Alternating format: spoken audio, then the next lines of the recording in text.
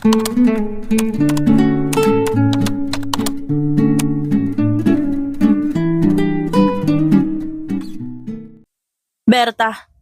paki-revise to.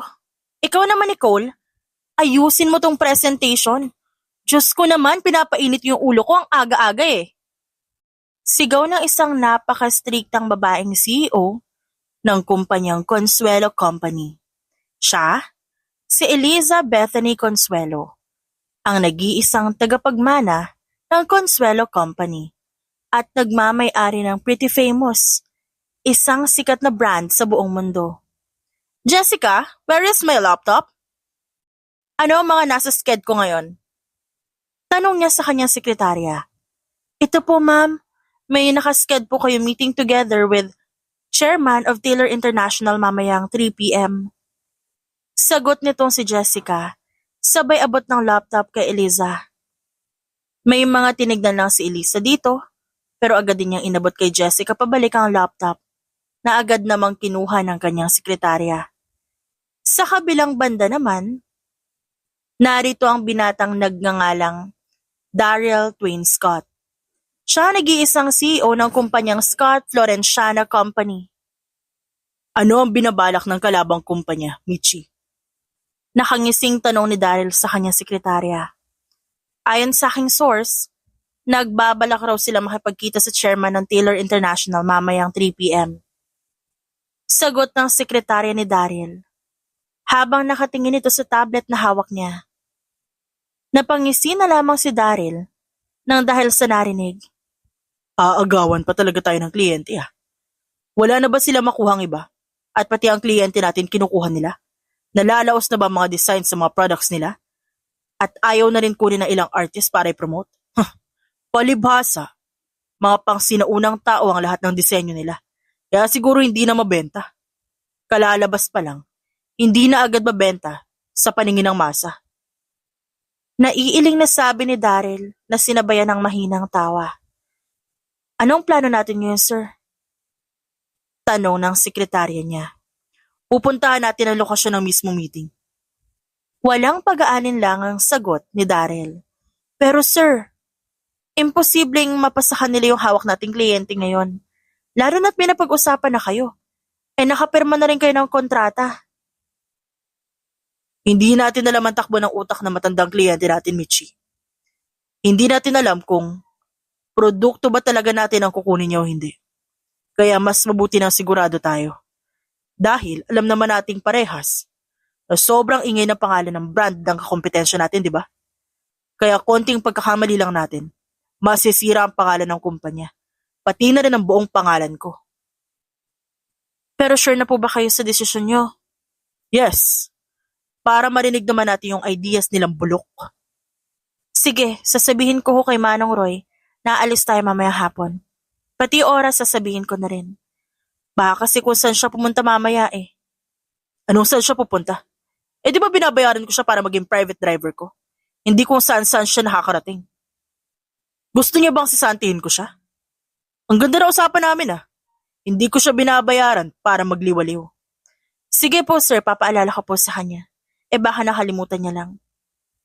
Sige, pwede ka nang lumabas na opisina ko. At lumabas na nga ang sekretarya ni Daryl. Paglabas ng kanyang sekretarya, siya namang pagtunog ng kanyang telepono. Kinuha niya ito sa ibabaw ng kanyang lamesa. Tinignan niya ang screen at nakita niya ang pangalan ng kanyang matalik na kaibigan. Oh, napatawag ka yata ng maaga. Hindi ako nasanay sa kakaganyan mo. Panimula ni Daryl sa kabilang linya. Chill ka lang, Daryl. Ako to, si Oliver na miss ka na pare. Alam mo bang sobrang namimiss na kita? Ako ba namimiss mo rin ba ako pre? Tumawa siya. Alam mo, tulog mo na lang yan. Mukhang kulang ka sa tulog eh. Panina nga lang ako tulog eh. Nagagalit na rin si daddy kasi lagi na lang daw ako nasa kwarto. At hindi na daw ako lumalabas. Tapos isa ka pang patutulugin ako. Ikagigising ko lang. Baliw. Anong oras na? Tas kagigising mo lang pala? Kapal naman ang mukha ng buhay prinsipe na yan. Sana nga prinsipe na lang ako. Kaso naalala ko, kamukha pala kitang mukhang kabayo. Sira ulo. Ikaw lang mukhang kabayo no, nandamay ka pa. Ako pa talaga naisipan mong idamay dyan sa kalukuhan mo. Oo, bakit? Totoo naman kasi na mukha tayong kabayo eh. Ayaw mo lang aminin sa sarili mo na may pagkakahawig tayo. Lala mo pre, mas lamang naman ako ng ilang paligo sa'yo no? Never mo ako mauto pre. We're born to be what? Born to be wild. Nito at tumawa. Sira ulo ka talaga. Hindi ka na nag-mature. Isip bata ka pa rin hanggang ngayon. Wow! Kala mo naman siya, naging mature agad eh. Mas malala ka pa nga sa akin dati. Sige, subukan mo i-deny. May video clip ako nun. Lalo na nung nalasing ka. Tas ang galing mong mag-baby talk. Tawang-tawa nga kami ng pinsan mong si Paul eh. At nagkabiruan pa silang dalawa. Sira ulo ka talaga, tumigil ka na nga. Isusumbo kita kay Tito.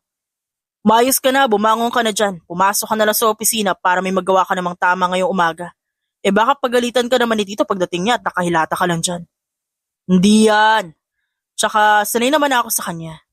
Lagi naman akong pinapagalitan nun. Kahit na tama naman yung ginagawa ko. O kaya naman kahit wala akong ginagawa, mali pa rin ako sa paningin niya. Mukhang di maganda yung nag-uusapan niya nito mga nakaraang araw ah. Anong gusto mong gawin natin ngayon? Kasi alam kong hindi kayo okay ni Tito eh. Halataan naman eh. Tara inom tayo, dating gawi pre. Ano? Ako na naman ang sasagot sa lahat na mauubos natin.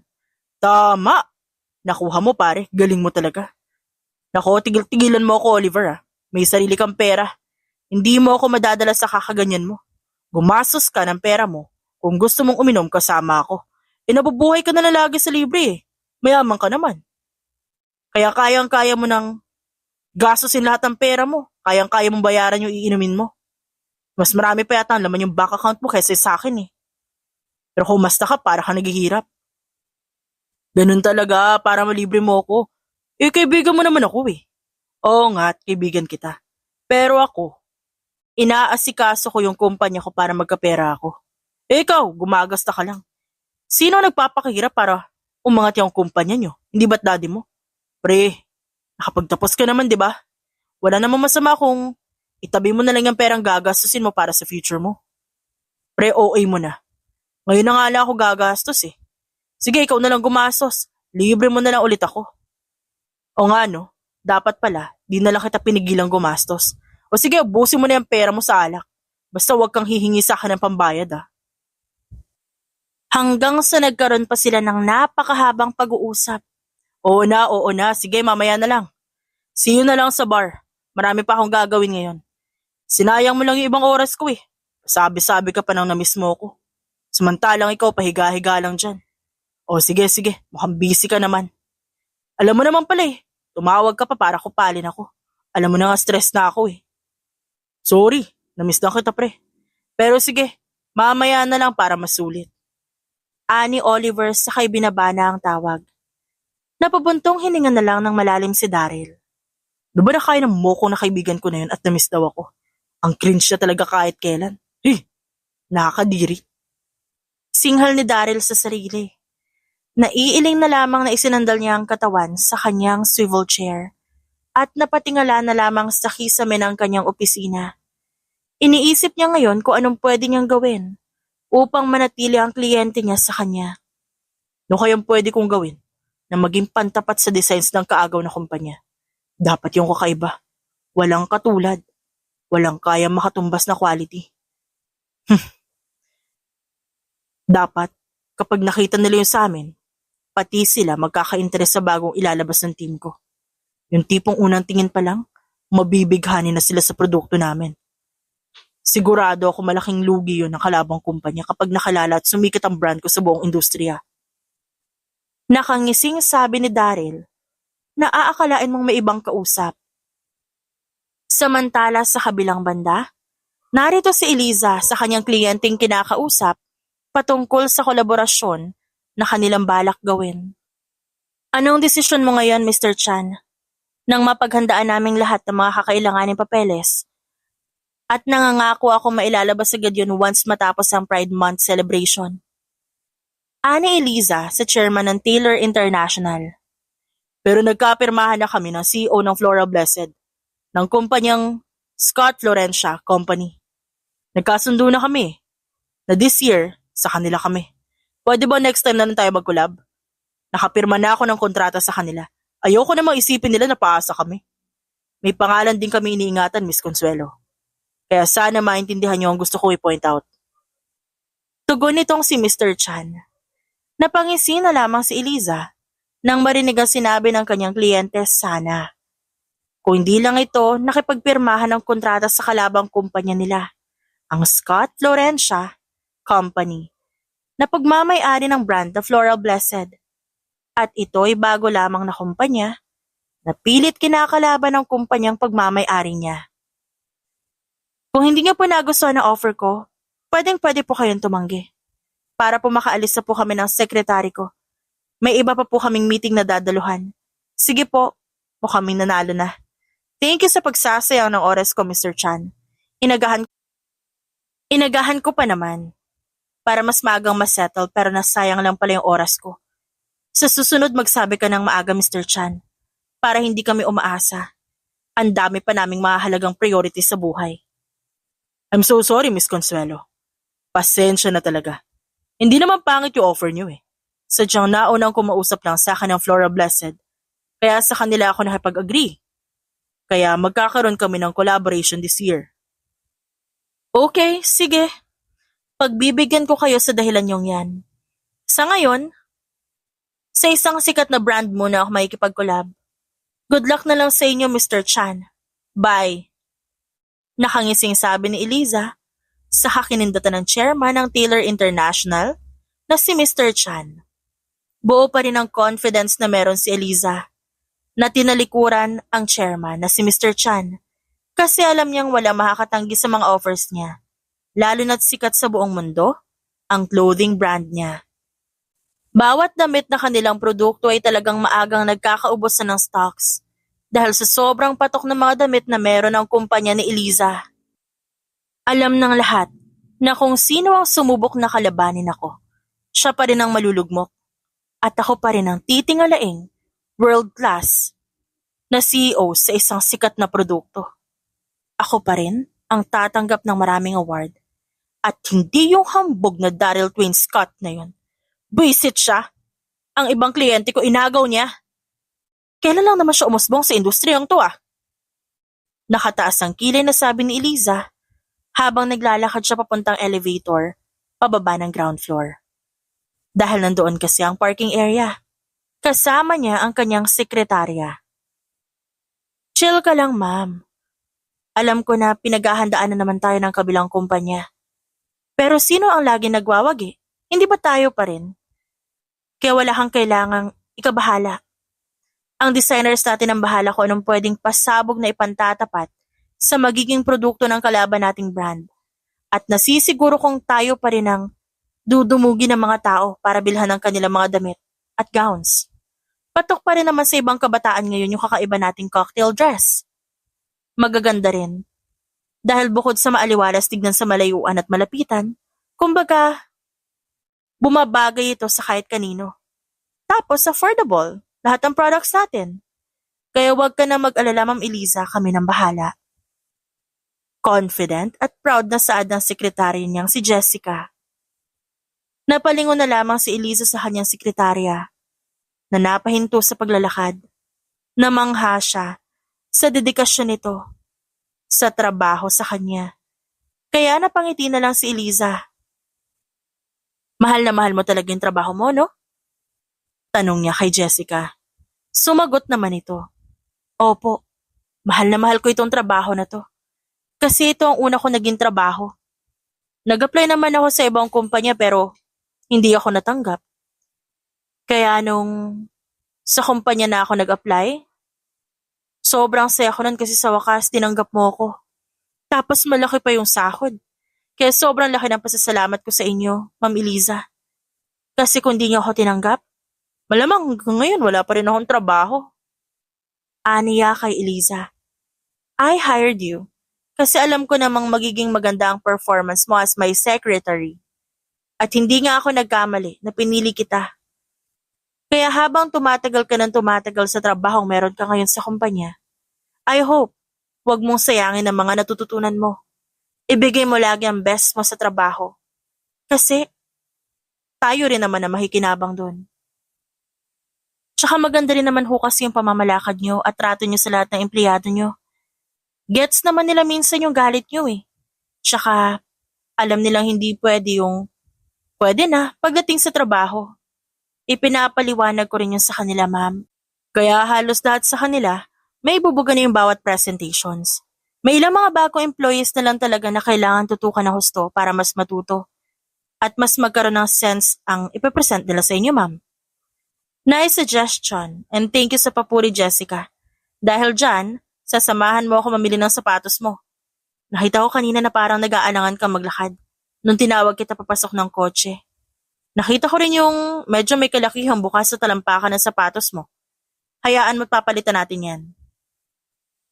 May sentimental value po kasi itong sapatos ko na to. Kaya kahit na luma na, sinusuot ko pa rin. Kasi pwede pa namang isuot. Kasi maayos pa. Ngayon nga lang ito nasira, ma'am. Kaya pala mukhang bugbog na kasi luma na pala. O sige, basta samahan mo ako mamayang dinner. Sabay na rin tayong kumain. Uuwi ka ba sa inyo? Kung uuwi ka muna sa inyo, edi pagpapaalam na kita sa mama mo. Nakawag na po, ma'am, nakakahiya po sa inyo. Huwag ka nang mahiya, Jessica. Alam ko na yung mga ganyang palusot. Hindi ka na pwedeng tumanggi kasi ako mismo ang nagsasabing ibibili kita ng bagong sapatos. Tsaka pinakaregalo mo na rin sa akin yan bilang tapat at masipag na sekretarya ko. Sige po, sorry po, ma'am. Nahihiya po kasi talaga ako eh. Tsaka kaya ko naman pong pag-ipunan. Malaki naman po yung sahod ko sa inyo. Kayang-kaya ko naman pong bumili. Oo nga pala, ba't parang nawawalan ka lagi ng pera? Eh malaki naman ang sinasahod mo sa kumpanya ko. Ba't parang wala ka naiipon para sa sarili mo? Eh kasi po pinag-aaral ko yung dalawa kong kapatid sa senior high school, tsaka isang college. Tapos sa akin din yung pambayad ng kuryente, tubig at ibang gastusin. Tapos nagbabayad na po ako ng apartment. Idagdag niyo pa po yung pang-araw-araw kong gastusin. Magkano pinapadala mo, buwan-buwan? Minsan po buong sahod ko. Minsan naman po, 30% na lang natitira sa akin. Panggastos ko na lang po talaga yung natitira para sa sarili ko. Ganun ba? Problemado ka rin palang tao tulad ko. Sige, pagpatuloy mo lang yung pagtatrabaho mo. O siya, tara na sa office. Marami tayong aasikasuhing mga papeles. Mas lalo tayong tumatagal dahil dyan sa drama natin eh. Look at me, ako, problemado din. Pero maganda pa rin, kaya dapat smile lang. Eh ma'am, talagang gaganda ka. Lingguhan ba naman yung appointment ko sa dermatologist eh? Malamang. Linggo-linggo kang magiging maganda at fresh. Sus, bolera ka ah. Feeling close ka na ngayon? Eh nung una para ka pang nakakita ng tigre. Akala mo naman lalapain kita. Ngayon parang sobrang close na natin eh, no? Pagkakataon na ito ma'am para mas matuto sa inyo. Alangan namang sayangin ko pa, di ba? Wow galing ng mga taktika mo ah. Kung paano mo ako mapapalapit sa'yo. Kumana eh. Joke lang ho ma'am, ito naman di mabiro. Pero yung gumagastos po ako sa lahat-lahat ng kailangan ng pamilya ko. Totoo po yun. Never kong ide-deny. Jessica, naniniwala naman ako sa'yo sa part na yun. Kaya nagmumukha ka na ng pulubi eh. Grabe naman sa pagiging pulubi ma'am. Maayos pa rin naman ho ako manamit. Malinis pa naman ako manamit. Ang ibig kong sabihin, namumulubi ka na. Umaabot sa puntong wala nang natitira sa'yo para sa sarili mo. Kaya hindi ka na makabili ng gusto mong bagay nang dahil sa responsibilidad at obligasyon. Ganun po pala yun. Sorry po, iba po yung pagkakaintindi ko eh. Okay lang yun. Tara na nga, kanina pa tayo nag-uusap. Sige po, tara na po. Pagsang-ayon naman ni Jessica, sabay pasok na sa kotse at umupo na sa passenger seat. Si Eliza naman ang nasa driver's seat. Nang makasakay sila ng kotse, umalis na rin sila sa lugar na yon at bumalik na sa opisina sa sariling kumpanya ni Eliza. Medyo pinatakbo ni Eliza ang kanyang kotse ng may kabilisan, kaya agad silang nakarating sa kumpanya.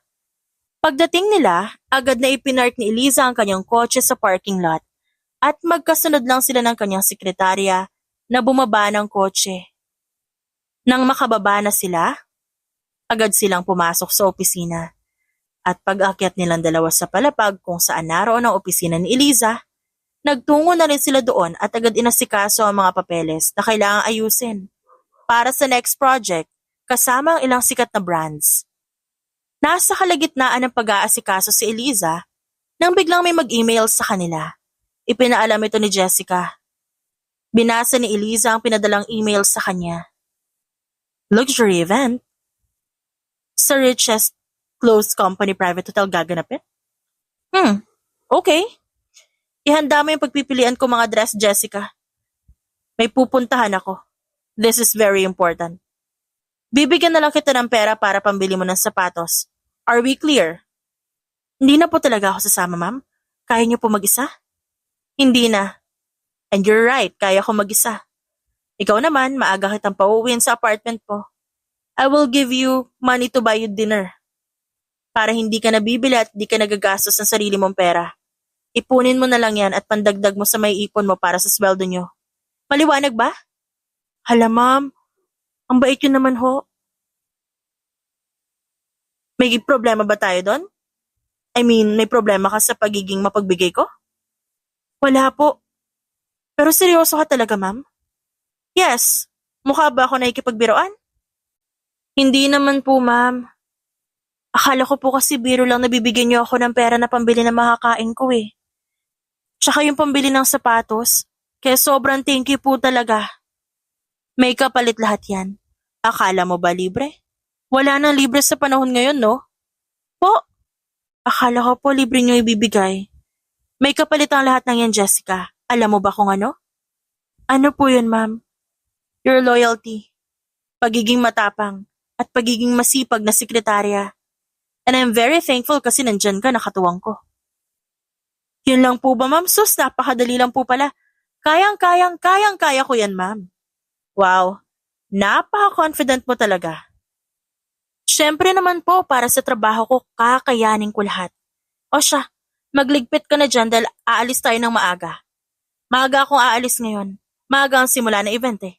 Tsaka yung mga dress na pagpipilian ko pakidala na lang kamo sa kondo ko. And pakitawagan sina Paula at Chris, yung makeup artist ko and yung hairstylist ko. Thank you. Sige po, ma'am. Tugon ni Jessica. Sabay ligpit sa mga gamit na nagkalat. Hinintay siyang matapos ni Eliza. Habang nagliligpit ang sekretarya ni Eliza, tinawagan niya na rin ang mga taong pinapatawag ng kanyang boss. Nang matapos niya na matawagan ang mga taong yun, nagpatuloy siya sa pagliligpit. Pagkatapos niyang ayusin ang lahat, agad niyang nilinisan ang buong silid. Nag-commute na lang siya pauwi. At si Eliza naman, nagtungo na sa kondo niya para magbihis.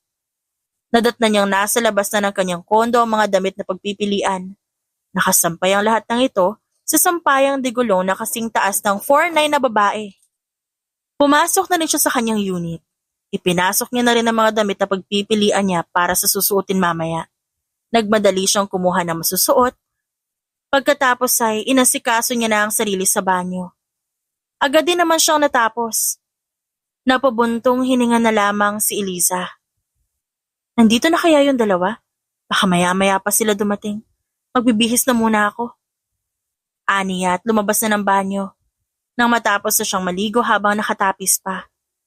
Pumili siya ng kanyang susuotin na sa tingin niya babagay sa kanya. Ano kaya magandang kulay? Pink, blue, or black? O baka naman tong red? Bulong niya sa sarili, habang patuloy siya sa pamimili. Ang hirap namang mamili. Itong red na nga lang. Total maganda naman ang style niya. Sigurado akong babagay sa akin to. Lalo na't maputi naman yung kutis ko. Aniya, sabay kuha ng damit na yon at isinuot. Nang maisuot niya na ang kulay pula na makinang na may kahabaang dress na may slit sa bandang kanan, siya namang pagdating ng kanyang makeup artist at hairstylist. Habang busy sa paghahanda para sa malaking event si Eliza, naroon naman si Daryl. Nasa opisina niya at tamang basa lang ng bawat sales report ang ginagawa. Nang biglang pumasok ang kanyang sekretarya. Sir, may invitation tayo natanggap mula sa Richest Clothes Company at sa private hotel nila ito gaganapin mamayang 7 p.m. Iniimbitahan daw po kayo ng CEO ng kumpanya para sa celebration ng ika-5 anibersaryo nila. Sabi ng sekretarya niyang si Mitchie.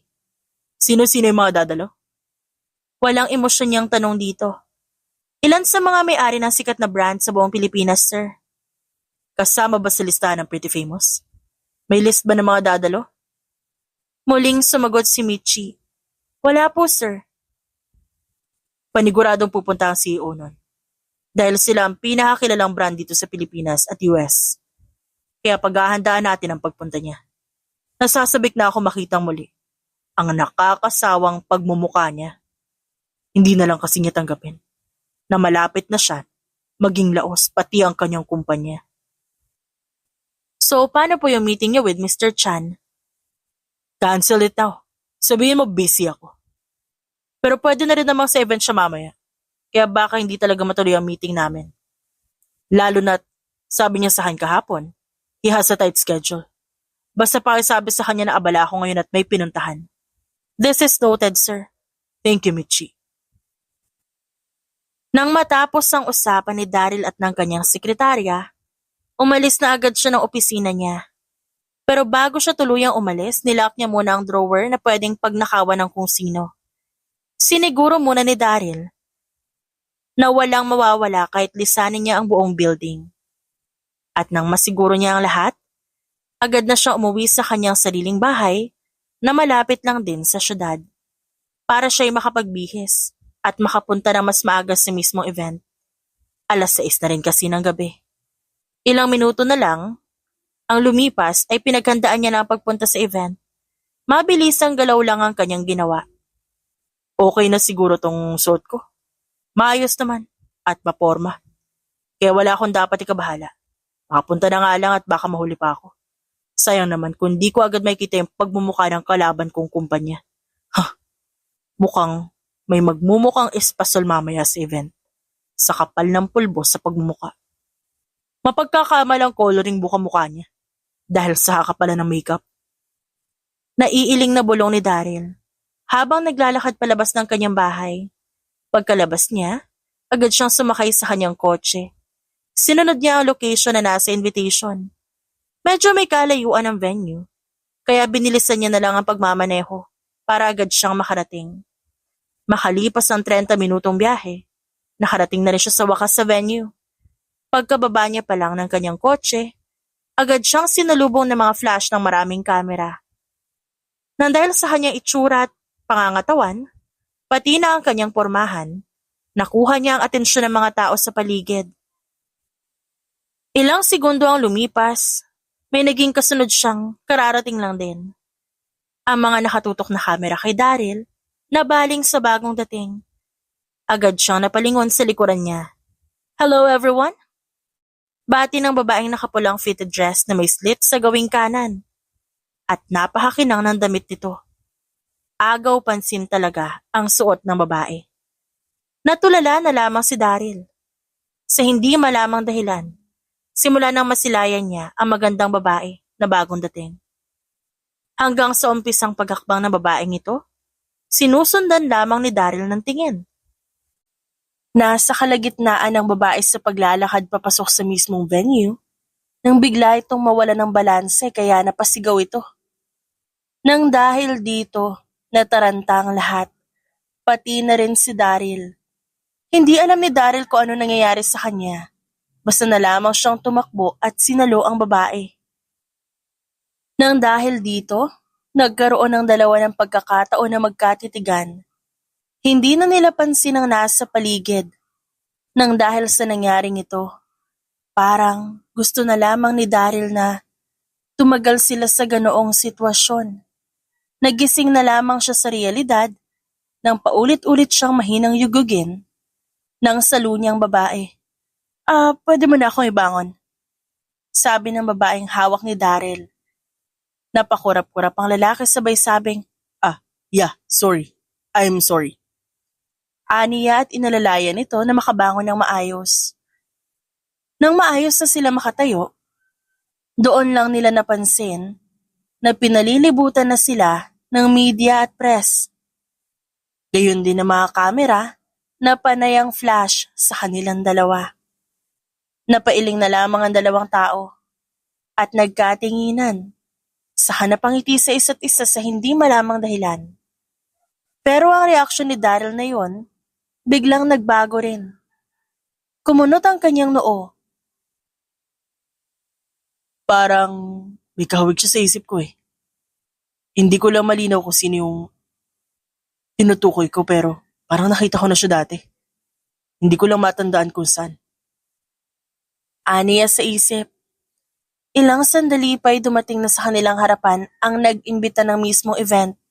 Oh, ano nangyayari dito? Tanong nito. Ngumiti ang babaeng katabi ni Daryl. Hello Mr. Kim, good evening. Bati nito sa lalaking may katandaan na nasa kanilang harapan ngayon. Tumugon ang lalaki na si Mr. Kim. Hello Miss Consuelo. It's nice to see you again. Mas kumunot pa ang noo ni Daryl nang marinig ang apelyido ng kanyang katabi ngayon. Kaya hindi napigilan na mapatanong sa babae. Consuelo? You mean you're Elizabeth Bethany Consuelo? The owner of Consuelo Company and the CEO of Pretty Famous? Hindi makapaniwala niyang sunod-sunod na tanong dito. Nginitian siya ng babae. Yes, but parang ngayon mo lang ako nakilala at nakita sa personal. Oh, by the way, thank you nga pala sa pagsalumo sa akin kanina. Sige, dyan ka muna. Pupunta na ako sa table ng owner ng richest clothes company na si Mr. Kim. Sagot nito sabay alis sa tabi niya. Doon naiwan si Daryl na gulat na gulat. Ba't parang gumanda siya ngayon? Parang gusto ko lunukin lahat ng inakala ko magiging itsura niya ngayon. Parang gusto ko na lang magpalamon sa lupa nang dahil sa mga pinagsasabi ko. Ba't ba kasi para siyang anghel? Yung itsura niya kanina. At ang amo na mukha niya, ang ganda niya pa rin. Hindi nakakasawang titigan yung mukha niya. Wait, hindi pwede to. Magkalaban ang kumpanya naming dalawa. Magkalaban ang brands namin. Aniya sa isip. Pinipilit palisin ang nararamdaman niya para sa babae. Napailing na lamang siya. Wala siyang kibo. Hanggang matapos ang event, ang alam niya lang hindi siya makapaniwala sa kanyang nararamdaman nang magkatitigan sila ng matinding kalaban niya sa negosyo. Ngayon lang kasi siya nakaramdam ng ganon. Kaya pala, nung una niya ito makita, parang pamilyar sa kanyang babae. Muli siyang napaisip. Yun pala, siya pala talaga yun. Bakit iba yung naramdaman ko kanina? Dapat naiinis ako dapat galit ako. Pero iba yung naramdaman ko kanina. At parang may mali talaga. At hindi ko lang alam kung ano. Aniya, habang nakakunot ang noo na nakamasid sa babaeng nasa malayo na. Habang takang-taka pa rin si Daryl sa isip niya, kumuha siya ng isang wine glass na may lamang red wine. Habang umiinom ng wine, nagulat na lang siya nang biglang may kumalabit sa kanyang likuran. Kaya napalingon siya dito. Ngumiti ang babaeng sinagip niya kanina na si Eliza, na siya palang kalaban niya sa negosyo. Hi, how's the taste of that wine? Okay lang ba? Anito kay Daryl. Ibinalik ni Daryl ang kanyang tingin sa ibang bisita nandoon. The wine is good? Simpleng sagot niya kay Eliza at muling sumipsip ng wine. Tumangutang ang babae at muling nagtanong, So who are you? I mean, kilala ka bilang... Si Daryl na sumagot, I'm Daryl Twain Scott, the owner of Scott Florentia Company, and the only CEO of Floral Blessed. Sagot ni Daryl. Kahit na hindi nakatingin si Daryl, ramdam niya ang paglayo ng bahagya ni Eliza sa kanya. Nag-iba bigla ang mood ng dalaga. Ikaw pala yung pilit na kinakalaban ako. Aniya? Sa kainis na tinignan si Daryl. Napangisi na lamang ang lalaki. Yes? Nababahala ka na ba sa mga ilalabas naming product? Dahil alam mong malalaos ka na? Talaga lang Sinisiguro mo talaga magpapatalo ako sa'yo. Tanggapin mo na kasi na hindi lagi nasa tuktok ka. Tanggapin mong may kayang tumapat sa lakas ng kumpanya mong palaos na. Okay? Parang mas pressure ka pa kesa sa akin na sinasabihan mo ng ganyan. Kitang-kita ko naman sa mga mata mo. Kaya kahit na hindi mo sabihin, alam ko at pansin na pansin ko Huwag ka mag-alala. Hindi lang naman ako ang kalaban mo eh. May sumusunod pa sa mga brands ko. Ang problema kasi sa'yo, masyado mong hinahangad ang imposibleng maging sa'yo. Lalo na't ganyan pala yung ugaling meron ka. Hambog na nga, masyado pang mataas ang tingin sa sarili. Alam mo, nagsasayang ka na ng oras mo sa trabaho at negosyo mo eh. Ipaubaya mo na lang sa amin to. Give chance to others naman, hindi yung panay ikaw. Masisisi mo ba ako? Kung ako yung pinipili ng mga tao, mas kilala yung brand ko eh. Mayabang ka lang, kasi nasa tuktok ka ngayon. Pero kapag naranasan mong bumagsak, baka kainin mo lahat ng sinasabi mo sa akin. Yun lang ba yung gusto mo ipamukha sa akin? Na kung sakaling bumagsak ang sales ng products ko, sa tingin ko naman okay lang sa team ko yun. Maybe malulungkot kami. But we're not afraid. Kasi, minsan lang naman mangyari sa amin yun. And it's not the first time na mangyari sa amin yun ng team ko, if ever man. So you mean minsan lang nalugi ang kumpanya mo? Yeah, hindi lang minsan no, 3 beses na. Kaya yung sinasabi mong baka bumaba ang sales ng pretty famous products, it's fine. Sa amin pa rin naman ang 60% ng sales. Sabihin na nating maaaring mahatak niyo ang ibang buyers dito sa Pinas, that's okay. Hindi pa rin naman ako lugi eh. Kinikilala internationally ang pretty famous. Kaya ilang beses nang nanalo as a most purchased brand. Hindi ka ba nangangamba na baka malamangan namin ang sales nyo sa mga ilalabas namin bagong designs? No, ba't naman ako matatakot? Negosyo ko na to since I was 19 years old. Tsaka maraming tutulong sa akin. At sila, ang mga may-ari ng sikat na brands na magiging kaagapay ko kung sakali mang malamangan nyo ang sales ng products namin. Kaya ba't ako matatakot sa'yo? Hindi nakakibo si Daryl nang dahil sa kanyang mga narinig. Kaya nagpatuloy sa pagsasalita si Eliza. Marami ka na ba experiences tulad ko? Maybe yes, pero sa ibang negosyo. Good luck to the both of us. Dugtong ng dalaga sa kainiwang tahimik ang lalaki.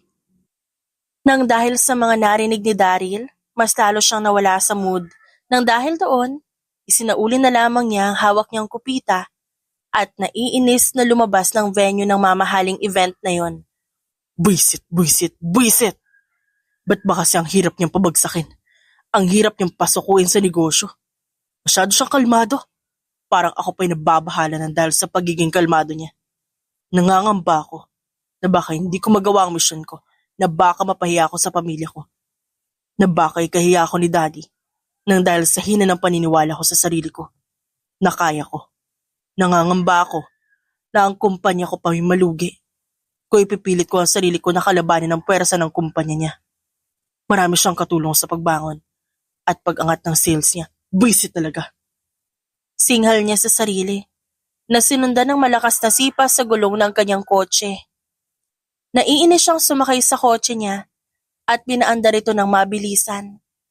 Napabuntong hininga na lamang si Daryl dahil sa nangyari sa gabing iyon sa kanya. Buisit. Sana pala hindi na lang ako pumunta doon sa buisit na event na yun. Maiinis lang pala ako ng sobra. Nang gagalaitin niyang bulong habang nagmamaneho, pauwi ng kanyang bahay. Ilang minuto lang ang naging biyahe niya pauwi dahil sa mabilis niyang pagmamaneho kanina. At pagka-uwi niya, agad siyang nagtungo sa banyo para mag-shower at nagbihis ng damit pantulog. Nang makapagbihis na siya, agad siyang nagtungo sa dining room, dala-dala ang kanyang laptop. Iniisip niya pa rin kung paano niya malalamangan ang taas ng sales araw-araw ng kalaban niyang kumpanya na walang iba kundi ang Consuelo Company, kung saan ang nagmamay-ari ay ang babaeng nakausap niya kanina. Nang dahil sa pagod, ilang minuto pa lang ang nakalipas nakaramdam na siya ng antok. Dinala na lamang niya ulit ang kanyang laptop sa kanyang kwarto at yun ay inilapag sa kanyang couch na nasa loob ng kanyang silid. Nang mailapag niya na, binagsak niya ang katawan sa kama. Pinikit niya ang kanyang mga mata at nag-umpisa ng matulog. Lumipas ang magdamag at medyo natanghalian siya ng gising. Para sa kanyang umagahan, nagluto na lang siya ng 2 pirasong hotdog at nag-toast siya na isang pares ng loaf bread. Sama na ang kanyang kape na tinimpla niya kanina. At na makakain ng umagahan, saka siya nag-mouthwash at toothbrush at tuluyang pumasok sa kotse. Sa pagkakataong ito, pinatakbo niya ng magaan ang kanyang sasakyan. Katamtaman lang, hindi katulad kagabi na sobrang bilis. Dahil malapit lang naman ang tinutuluyan niya sa kanyang kumpanya. Kaya kumalma lang siya sa pagmamaneho. Alam niyang, kahit naman ganoon ang takbo ng kanyang sasakyan, makakarating pa rin naman siya sa tamang oras. Inabot lang ng 10 minuto ang kanyang biyahe, papuntang building ng kanyang kumpanya. Hindi pa siya nakakababa ng kanyang sasakyan, nang bigla siyang may matanaw na nagkukumpulang mga reporter, kaya agad niyang tinawagan ang kanyang sekretaryang si Michi. Hello, Michi. Yes, sir. Bakit po? Bakit dinudumog ang kumpanya natin? Ano meron? May hindi ba akong nalalamang kaguluhang nangyayari sa loob? Wala naman po, sir. Bakit? Ang daming reporters dito sa labas. Sir, may kailangan po kayong malaman at makita. Huh? What is it? I'll send a video right away, sir. Just wait it and play it. And once ready ka na, you can tell me what you feel. Para po may ideya kayo kung bakit may paparazzi sa labas. At mukhang may hinahanap na tao para dumugin. Okay, you can send it now. Maya-maya pa, may lumitaw na video sa conversation nila Michi at Daryl. Pinindot yun ni Daryl para mag-play ito. At laking gulat niya nang makita ang nangyari sa kanila ni Eliza sa event. Viral na viral ito ngayon sa lahat ng social media platforms. Ano to? Singhal ni Daryl habang patuloy niyang pinapanood ang sarili na nakasalo kay Eliza habang titig na titig sa mukha ng babae. Paano na to? For sure nakita na to ni Miss Consuelo. Kung napanood niya na, patay na. Ang dami-dami ko pang sinasabi kagabi. Tapos ganito pala katagal yung sitwasyon namin na nakaraan. Titig na titig pa ako sa kanya. My God, this is embarrassing. Dugtong pa niya sabay na iinitang hinaplos-saplos ang kanyang muka. Ang mas ikinagulat pa ni Daryl ay ang caption na nakalagay sa post. Inilagay ito ng mga taong nagpo-post sa video na yon. Binansagan silang the CEO lovers ng karamihan. At habang mas kumakalat ang video, mas nagiging trending pa ang hashtag na Darliza, nang ibig sabihin na pinagsalong pangalan nila ni Eliza.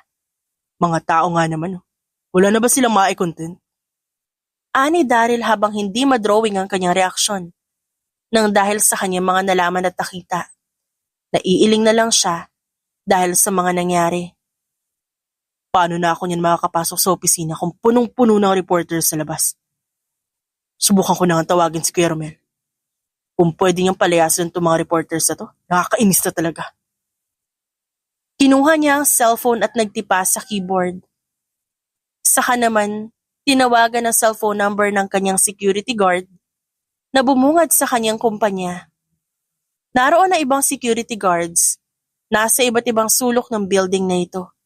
Kaya for sure, secured ang buong building. Sa pagtawag ni Daryl sa kanyang security guard, wala pang 3 ring, agad nitong nasagot ang tawag. Kuya Romel. Tawag ni Daryl sa kabilang linya. Yes sir, bakit sir? Nakikita mo ba yan nasa harapan mo? Yes po. Bakit? Oh, anong bakit? Anong gagawin sa mga ganyang tao? Pinapaalis ho sir. Pero sir, kayo po yata talaga yung hanap nila eh. Sinabi ko bang kumontra ka? Hindi ho. Sigaw, papaalisin ko na. Tugon ng head ng security guard. Sabay pilit na itinataboy ang mga reporters. Pero kahit anong gawin, hindi niya mapaalis ang mga ito. At mukhang walang ibang choice si Daryl, kundi harapin ang media. Hindi naman kasi siya makakapasok sa opisina hanggat di siya nakikita at nakakausap ng mga ito. Kaya inilapit na ni Daryl ang sasakyan sa mga reporters na naroon. Habang Nakakalapit ang kanyang sasakyan. Sabay-sabay naman na lumalapit din ang mga reporter sa kanyang kotse. Paglabas niya, agad siyang tinutukan ng kamera. Nagkagulo na ang press. Kaya nag-umpisa nang magtanong si Daryl. What are you doing here? May tatanong lang ho kami. Ano po naging reaction nyo nung nag-viral yung love team nyo? Tanong ng isang lalaking reporter kay Daryl. I was shocked. Siyempre. Hindi ko naman inisip na kakalat yun. Hindi ko rin inaasahan na maraming matutuwa dahil sa nangyari sa event. Professional na sagot ni Daryl sabay pilit na ngumiti. Hindi rin nagpahuli ang babaeng reporter at ito naman na nagtanong. Ano po masasabi niyo sa pagkalat ng love team niyo worldwide? I can't say anything. Ang bibilis sila eh. Kanina ko nga lang nalaman. Kagabi pa yata kalat yung nangyari. Simpleng sagot niya. Nang matapos niya sagutin ang mga tanong, nakapagsiksika na talaga siya sa mga nakabalandrang reporters na nasa harapan ng main door ng kumpanya niya. Wala na siyang pakialam kung sinong nadadaanan niya. Ang importante sa kanya ngayon, makapagtrabaho siya ng maayos at walang sagabal. Inis na inis siya habang papasok. Iniisip niya ang mukha ng babaeng tila nagpahamak sa kanya kagabi. Mabilis siyang naglakad patungo sa kanyang opisina. Nang makarating sa office si Daryl, laking gulat niya nang madatnan niya ang kanyang ama sa mismong opisina niya. Gulat siyang napaawang ang labi nang makita ito nakatitig sa kanya at nakangiti. Dahil ni minsan, hindi niya naman nakitang ganito kasaya ang kanyang ama. Dad, bakit po kayo nandito? Lumapit ang ama ni Daryl sa kanya. Agad siya nitong niyakap. Ganyan mo ba i-welcome ang ama mo sa sariling kumpanya mo? Tanong nito kay Daryl. Ano ba kasi pinunta mo dito? Walang emosyong tanong ulit ni Daryl sa ama. Kumalas sa pagkakayakap ang kanyang ama sa kanya. Hindi mo ba ako na-miss, anak? Tanong nito kay Daryl habang hindi pa rin ito tinatanggal ang ngiti sa labi na siyang nagbigay ng matinding pagtataka sa binata. Napangisi na lamang si Daryl. Alam niyang may matinong pangangailangan ng kanyang ama. Kung ano man ito, nais niya itong marinig. Ano ba problema, Dad? At kung makaya ka po sa akin, sobrang close tayo na parang hindi mo ako pinahiya nun. Ang ngiti ng kanyang amay napalitan ng pagngisi. I don't have a problem. Ikaw yata may malaking problema sa atin, Daryl. Nabalitaan ko kasi ang nangyari sa event. Kagabi, napanood kitang nagpaka-superhero sa isang babae na mas matalino pa sa'yo pagdating sa negosyo.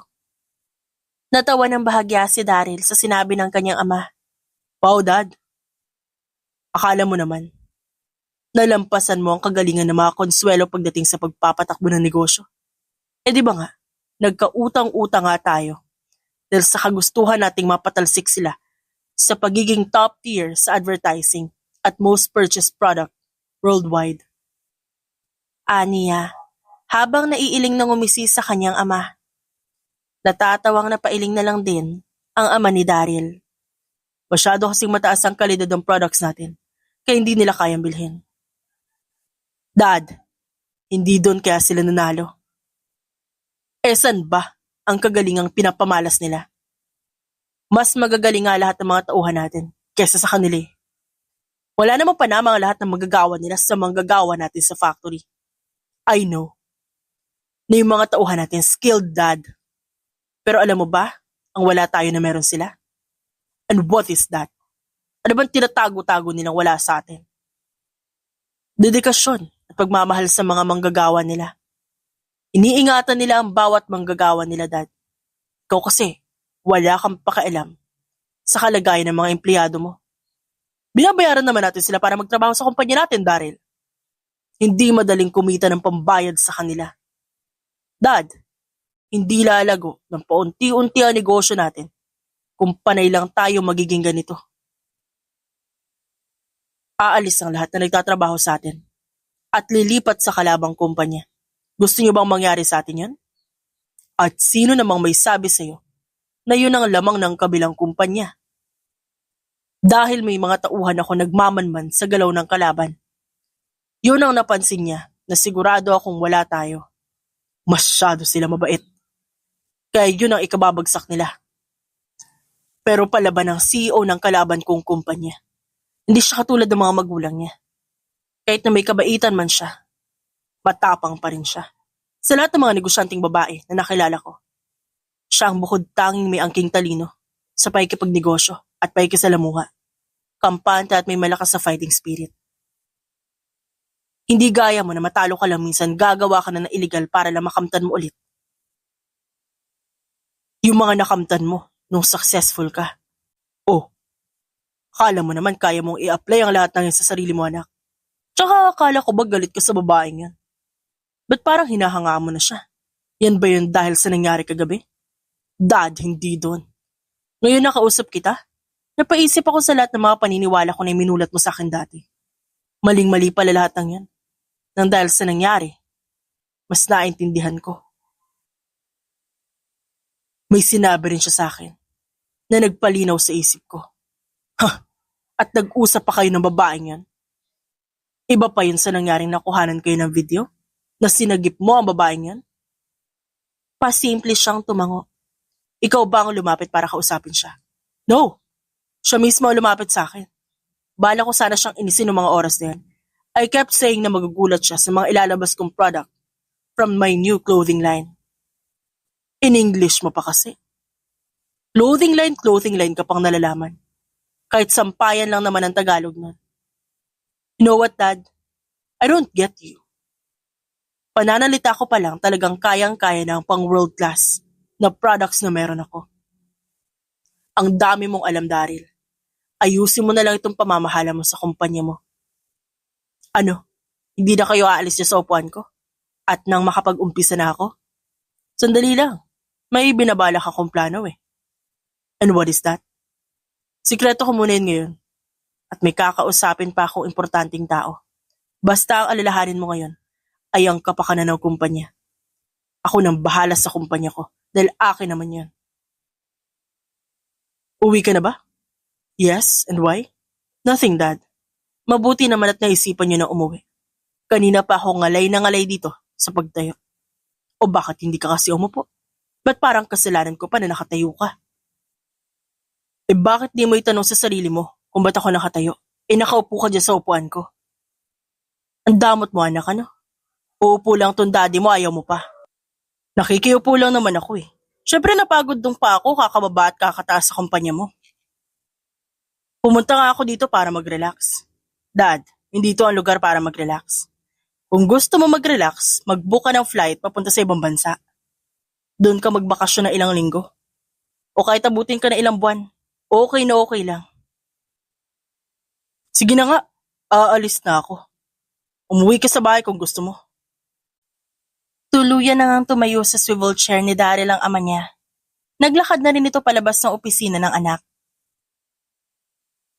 Agad naman siyang yumakap sa kanyang ama bago ito tuluyang umalis.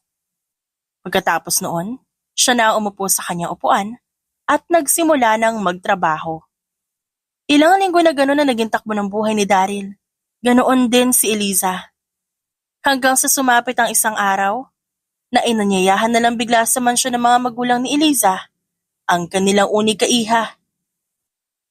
Pagdating ni Eliza sa kanilang mansyon, agad niyang hinanap ang kanyang mga magulang. Sumigaw pa siya papasok dahil hindi niya makita ang mga ito. Nagtungo siya sa dining area at doon niya nahagilap ang kanyang mga magulang. Laking pagtataka niya nang masilayan niya ang maraming pagkain na nasa hapagkainan. Kaya napatanong na lamang siya sa kanyang mga magulang. Mom, Dad, ba't ang daming pagkain? Eh tayo-tayo lang naman ang kakain. What the hell are you doing here? Huh, and who said that you're welcome here? The nerve, huh? Agad na putol ni Eliza sa paghahanap nang bigla niya makita si Daryl na lumitaw na lamang galing sa kung saan man. Nanatiling tahimik si Daryl at nakangisi lang ito habang nakatitig kay Eliza. Kaya mas lalong nawala sa mood ang dalaga. Eliza, ako ang nagpatawag sa kanya. Pati sa mommy at daddy niya. Biglang singit ng ama ng babae. Napalingon si Eliza sa kanyang ama na mukhang seryosong-seryoso. Kumunot ang kanyang noo. What? Aware ba kayo kung sino yung kaharap niyo, Dad? Halata sa mukha ni Eliza ang pagkawala niya sa mood. Ito naman ang ikinatuwa ni Daryl. Nakita ni Eliza ang pangiti-ngiti ni Daryl, kaya pinasadahan niya ito ng irap. Anong nginingiti-ngiti mo dyan? Para kang ewan. Mataray na reklamo ni Eliza. Nginisihan ni Daryl si Eliza. Paki mo ba? Isa gusto kong tawanan ka. Kumuyom ang kamao ng babae. Alam mo, kung tatarantaduhin mo lang ako, lumayas ka na lang dito. Hindi ka welcome dito. Naiiritang sigaw niya sa lalaki. Magsasalita pa sana si Eliza nang bigla nang sumingit sa usapan ng kanyang ama. Magiging belong na siya sa pamilya natin sa ayaw at sa gusto mo, Eliza Bethany. Anito. Na siyang nagpakunot sa noo ng dalawang taong si Eliza at Daryl. Wait, what? I'm kinda confused. Tama ba yung narinig ko, Dad? Tanong muli ni Eliza sa kanyang ama. Tumango ang ama ng babae. Yes, Eliza. At gusto ko malaman mo na magiging miyembro na siya ng ating pamilya. Nang dahil sa narinig ng dalawa, sumali na sa usapan si Daryl at siya na'y nagtanong, Sir, what do you mean na magiging parte na ako ng pamilya niyo? Bumuntong hininga ang ama ni Eliza, saka sinagot ang katanungan ni Daryl. We've planned your wedding. What? No! I will not marry a man like him. Masyado siyang hambog at mayabang. I don't like him. Kontra ni Eliza sa kagustuhan ng kanyang ama. Nang dahil sa mga sinabi ni Eliza, nakaramdam ng inis si Daryl at sumabat siya sa usapan. Bakit? Ang buo akala mo ba gusto kita? Ikinamumuhian nga kita sama-sama na ugali mo. Mas lalong nanggalaiti si Eliza. Ang kapal naman ng mukha mo sabihin sa akin na inakala mong gusto mo ako. Hindi ka ba nahihiya sa mga pinagsasabi mo? Ako yun nandidiri Pakialam mo ba sa pakiramdam ko? Tsaka, isa pa, wala nga akong paki sa existence mo. Nang marinig ng ama ni Daryl ang sinabi niya, sumali na ito sa usapan at sinigawan ng anak. Daryl, don't say that in front of your future wife. You're too obvious, anak. Parang kamakailan lang. Puring-puri ka sa mga pinapakita ni Miss Eliza, pero ba't ngayon? Halos mag-away na kayo sa harapan namin ng mami mo. Umayos ka, Daryl. But Dad, I don't want her to be my wife. Please cancel whatever your plan for us. I am begging you. Halos pagmamakaawa ni Daryl sa kanyang ama, pero hindi siya nito pinansin. Ikakasal kayo sa ayaw at sa gusto niyo. Sumali sa diskusyon si Eliza. But we don't have feelings for each other, Mr. Scott. Hindi mag-work kung parehas kami may galit sa isa't isa. At isa pa magkaaway kami sa negosyo. Kalaban siya ng kumpanya ko. At against siya sa pag-angat ng kasikatan ng brand ko. Ang lakas na loob pang sabihan niya ng kung ano-ano yung negosyo ko. Now tell me, in front of my face, karapat-dapat ba siya bilang mapangasawa ko? Sa ganyang pag-uugali pa nga lang niya, imposibleng maging okay yung unang pagsasama namin. Reklamo ni Eliza habang masama pa rin ang tingin sa lalaki. Napabuntong hininga na lamang ang ama ni Daryl. Hinarap ni Daryl si Eliza. Pwede ba? Ang ingay-ingay ng bibig mo. Ano ba? Ganyan ka ba magsalita? Di ka ba marunong maging mahinahon? Ganyan mo ba pagalitan ng mga employees mo? Ganyan ba ang inaasal mo sa kanila? Ikaw pwede ba manahimik ka? Hindi ka naman nakakatulong Mas nakakadagdag ka pa sa sakit ng ulo ko. Dahil dyan sa pagdadaldal mo, wala namang sense kung ano-ano pang sinasabi. Nang dahil sa tensyon sa pagitan ng dalawa, nagulat ang dalawa nang biglang sumigaw ang ama ni Eliza. Ano ba? Mag-aaway ba kayo sa harapan ng grasya? Ganyan ba kayo kababaw at pinipersonal nyo ang pagiging magkalaban nyo sa negosyo? Nag-overreact kayo Akala nyo naman makakatulong yan sa kakaganyan nyo. Alam nyo para kayong mga bata. Elementary. Negosyo lang yan. Hindi ba nagigets ang punto kaya gusto namin kayo ipakasal sa isa't isa? Kaya nga namin gusto mangyari yun para magtulungan ng kumpanya natin. Hindi ba sikat ang love team nyo sa lahat ng social media platforms? Makakatulong yun para mas lalong lumawak pa at mas maging marami ang customers natin at kliyente. Both companies will benefit. Ngayon, nakukuha niyo na ba yung punto namin?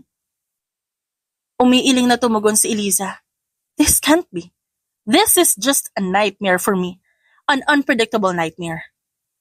Aniya, sa katuluyang umalis sa mansyong yon. Napahawak na lamang siya sa kanyang sentido.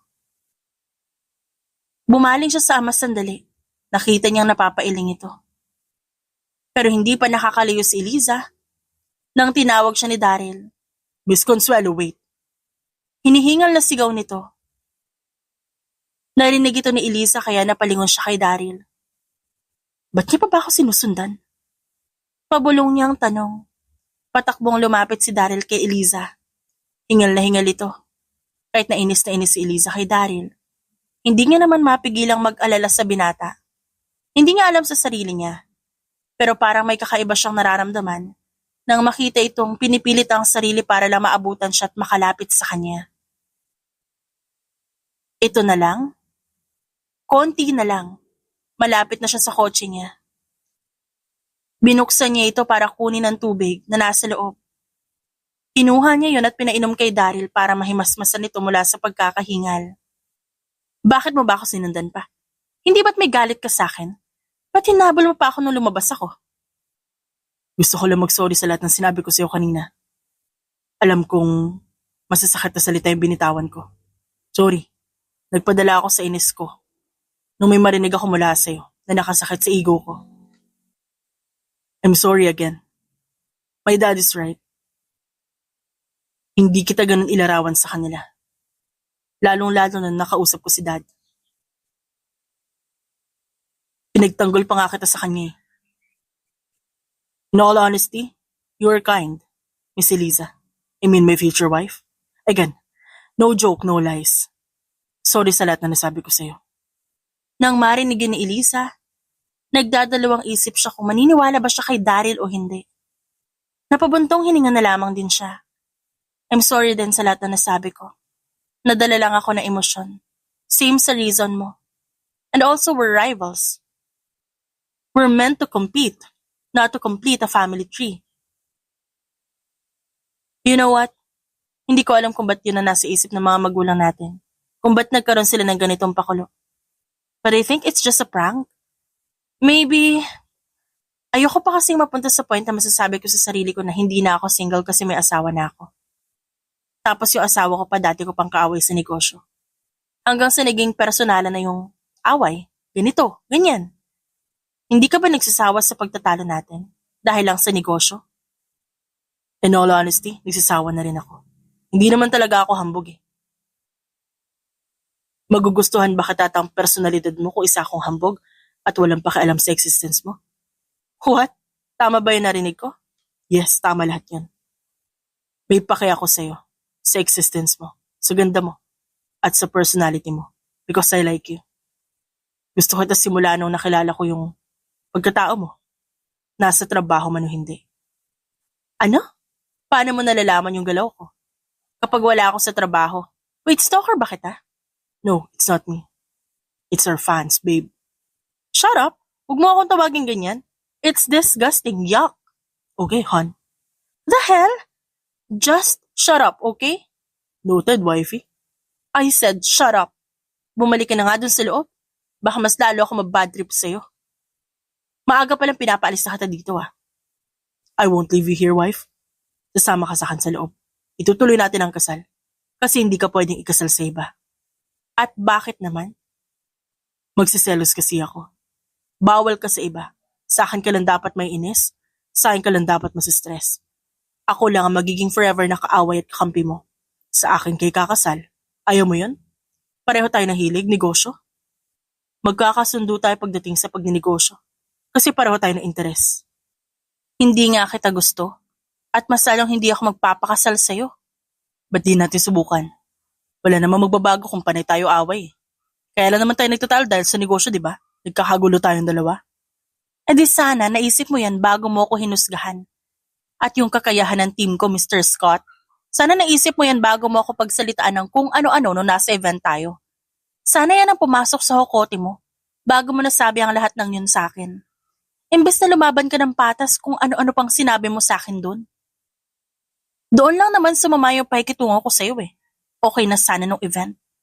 Type naman talaga kita nun. Kaya nga lang, na-turn off ako sa ginawa mo. I'm sorry, okay? I really am sorry. Nung nakilala ko kung sino ka, nagpapanggap na lang ako na naiinis sa'yo. Tsaka nung nakita kita sa event, nabighani talaga ako sa ganda mo. You are so pretty. Hindi agad kita nakilala. Kaya pala sobrang titig mo sa mukha ko eh. May lihim ka palang pagtingin sa akin ng mga oras na yon. Nung oras na nasalo mo ako parang tumigil yung oras eh, para sa'yo. Parang huminto lahat ng gumagalaw sa paligid nating dalawa. Tapos alam mo ba yung nagustuhan ko sa'yo nun? Na kahit malayo ka ng bahagya, tumakbo ka talaga para hindi ako tuluyang bumagsak sa sahig.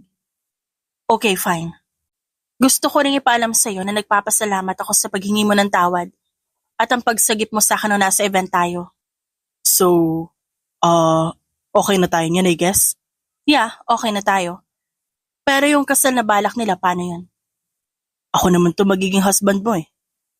Kaya wala kang dapat ipag-alala. Ako nang bahala sa'yo. Sus, bulero. Wag mo akong pinaglololo ko, Mr. Scott. Sisikmuraan talaga kita, makikita mo.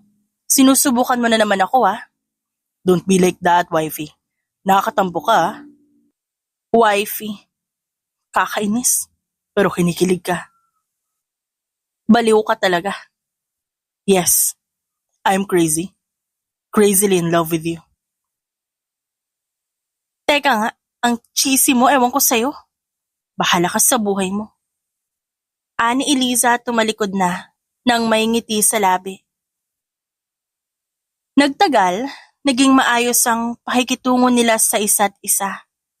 Hanggang sa sumapit na nga ang araw ng kanilang kasal. At naging maayos ang kinalabasan nun kahit na simula lang ito ng pagkakasunduan ng kanilang mga magulang. Tunay na minahal nila ang isa't isa. Pagkatapos ng kasal, nanirahan na rin sila sa iisang bahay.